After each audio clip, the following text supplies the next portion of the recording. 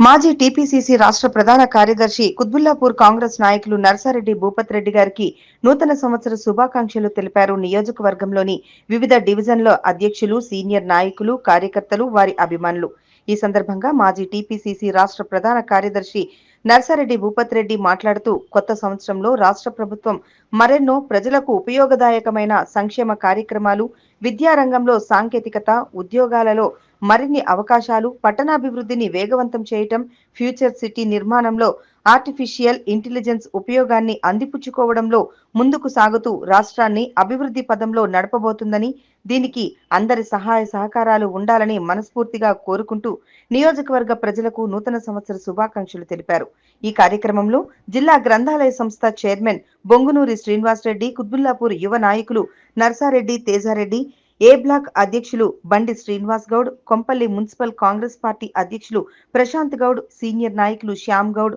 శివగౌడ్, జక్కుల మల్లేష్, కాల్వా గణేష్, బొట్ల విజయ్ కుమార్, సమీర్ ఖాన్, భరత్ గౌడ్, విజయ్ గౌడ్, మహేష్ ముదిరాజ్, జలీల్ ఖాన్, రాధాకృష్ణ, మేడ్చల్ జిల్లా labour cell అధ్యక్షులు సుదర్శన్ రెడ్డి, మాజీ ఉప సర్పంచ్ గోపాల్ రెడ్డి, సాయి, అరుణ్ రెడ్డి, పూర్ణచందర్రావు, ఉపేందర్ రెడ్డి, అంజీ ముదిరాజ్, గోపాల్ రెడ్డి, అశోక్ రెడ్డి, కావలి నవీన్, రాజశేఖర్ రెడ్డి, శ్రీను గౌడ్, ఆదిరెడ్డి మోహన్ రెడ్డి, సంతోష్ పాల్గొన్నారు.